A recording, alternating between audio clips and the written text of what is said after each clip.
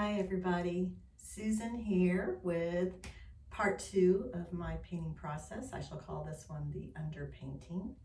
And as you can see, my canvas, if you remember from part 1, was white and intimidating, but now I have put some paint on it. And I have a couple things going on here. So the first is the main underpainting, and as I mentioned in the last part 1 video, is I wanted to do something that was going to be a complementary color to the water, so I thought like yellow orange color would be good. And I actually used this is golden paint, and this color is Indian yellow hue, and I really love this color because, as you can see, if you put it on thicker, it has more of an orange tint, and then when you thin it out, it leans more towards yellow. So anyway, I recommend this color.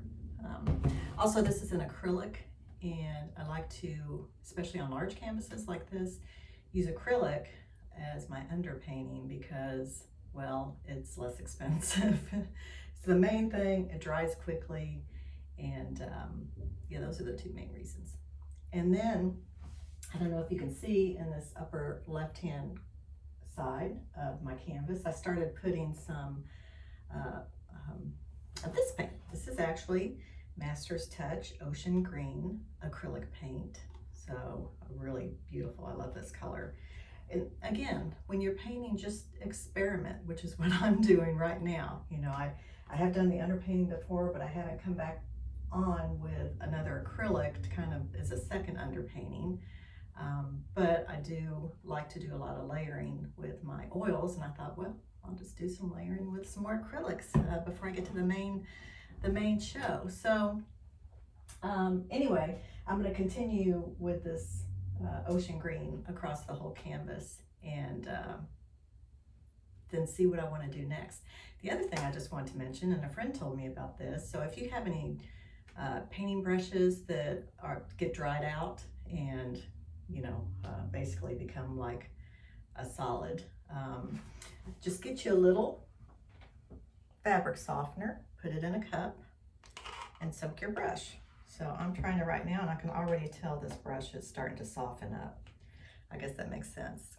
Fabric softener, soften up, okay. So anyway, I'm gonna let it soak for probably a few hours.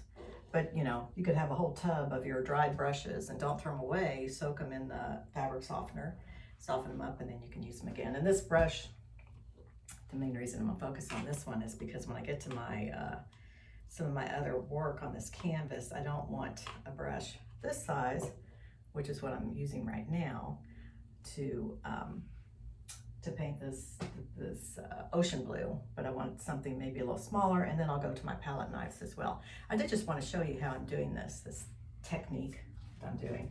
I like a dry brush, so I just get a little bit of paint on my brush. You can see it goes on really bright, but then I just try to kind of blend it in like this. I don't want to cover up this orange paint. I just want to kind of create this marble effect, I guess, if you may. Just kind of blending it out like that.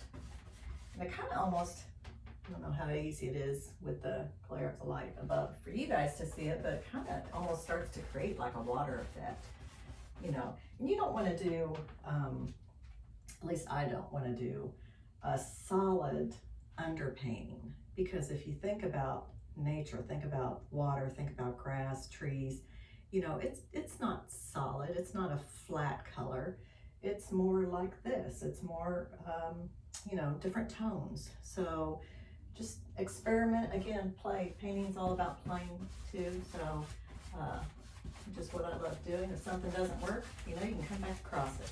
Now the thing I will have to just mention, probably most of you have worked with acrylic paints, but they dry really quickly, so you can't kind of play around with them like you could with oil paints.